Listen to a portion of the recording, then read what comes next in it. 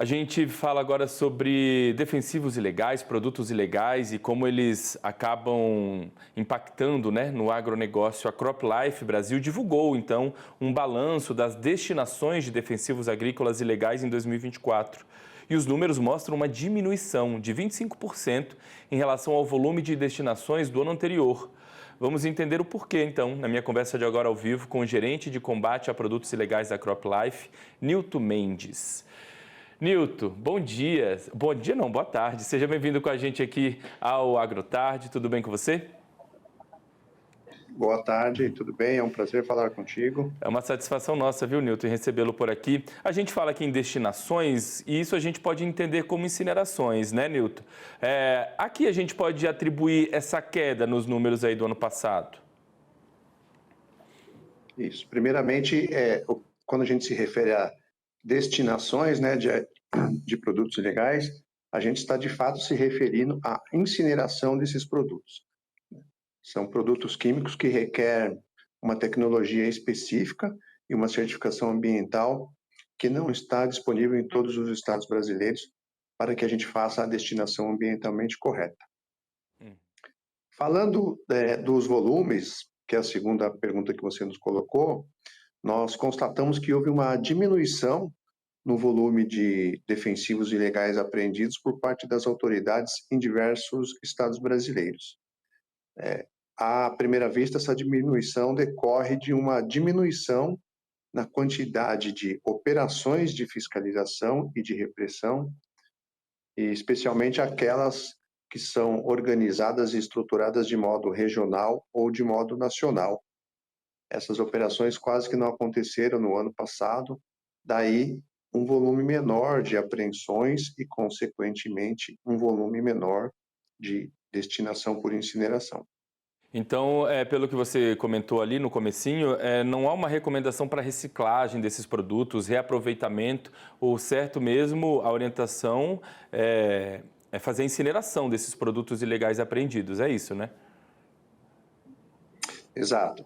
Pela toxicidade que contém esses produtos e pelo desconhecimento de quantas e quais substâncias são encontradas nos produtos ilegais, a gente não tem como reaproveitá-los de nenhuma maneira, né? Primeiro porque boa parte dos agrotóxicos ilegais são oriundos do contrabando, são produtos que não são nem permitidos no Brasil, então não há como se aproveitar produtos defensivos fabricados em outro país, mas que são proibidos no Brasil. Então, por estas questões que não temos como reaproveitá-lo de nenhuma maneira, né? No caso dos produtos oriundos da falsificação e da adulteração, nós temos uma mistura de inúmeras outras substâncias químicas que degradam e contaminam esses produtos falsificados. Muitas vezes eles têm outros produtos químicos que não são adequados para uso na lavoura, por isso que não tem como a gente reaproveitar. E a ação ambientalmente correta incorre em incineração em fornos, em incineradoras especializadas, algumas no sudeste do Brasil, uma ou outra no centro-oeste e no sul do Brasil.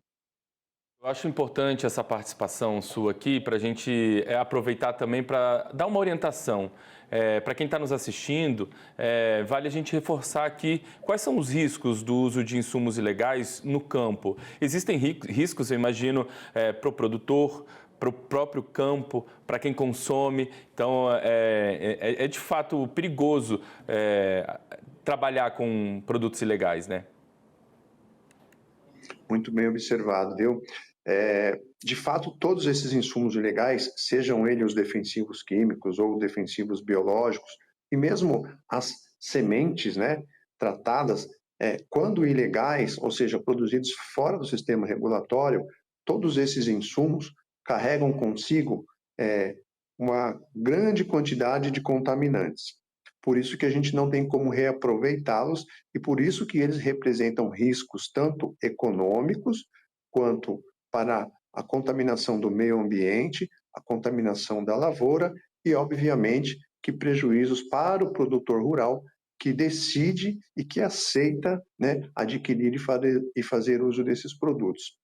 Mesmo que seja produzida fora do sistema regulatório, ainda que o produtor queira reduzir custos adquirindo sementes não certificadas, ele não sabe qual tipo de praga, qual tipo de doença vem acompanhado daquela semente que ele comprou fora do sistema regulatório.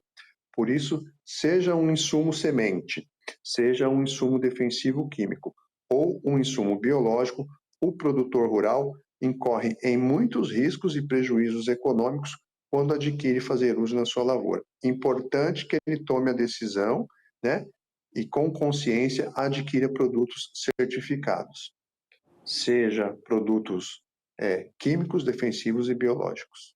Você tocou num ponto aí, né, que é importante, além de todos os prejuízos à saúde, os riscos ali de contaminação, questões que a gente consegue perceber de primeiro momento, tem também uma questão econômica, né? Quando a gente tem um olhar para um viés econômico que acaba sendo atingido também por conta dessa entrada de insumos ilegais aqui no Brasil, ou até produzidos por aqui mesmo, né? Isso tem um reflexo também na economia, né? Tem reflexos na economia, tanto daquele produtor, quanto naquela região e naquela sociedade a qual esse produtor se insere, né?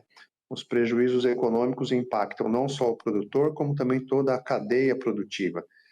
Para exemplificarmos com a semente pirata, por exemplo, há prejuízos para a cadeia da indústria sementeira, prejuízos ao erário, porque impostos deixam de ser arrecadados, prejuízos para a indústria de produção de tecnologias de sementes, né?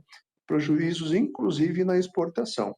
Nós estamos assistindo aí um cenário bem recente, preocupante, né? Da gripe aviária no sul do Brasil. Imagine você se a gente fizer um paralelo com a questão dos insumos biológicos, químicos e das sementes. O risco que está inserido quando se adota um produto produzido fora regulatório, sem certificação, sem o necessário para se mitigar os riscos de fitossanidade, de pragas. Todos esses riscos são inerentes a um insumo ilegal. Então, quando um produtor adquire um insumo ilegal, ele está colocando em risco não a sua economia, né, o seu sustento, mas também a sua propriedade, a propriedade de seus vizinhos e a agricultura nacional como um todo.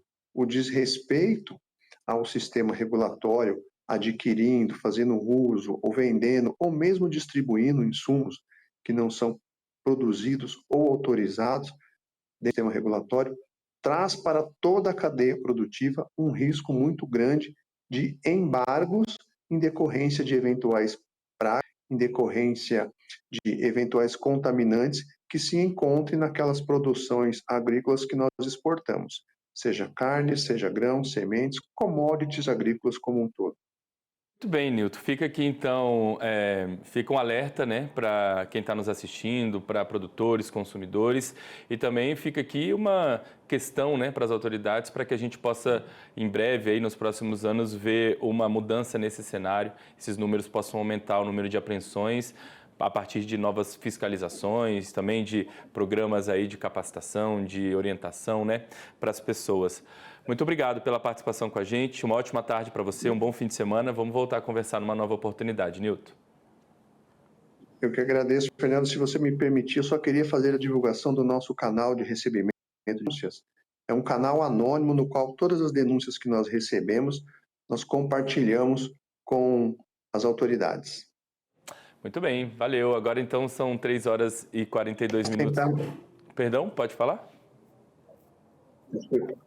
Basta entrar no site da CropLife Brasil, no 0800 850 8500. Muito obrigado, viu, Fernando? Valeu, Nilton, valeu. Agora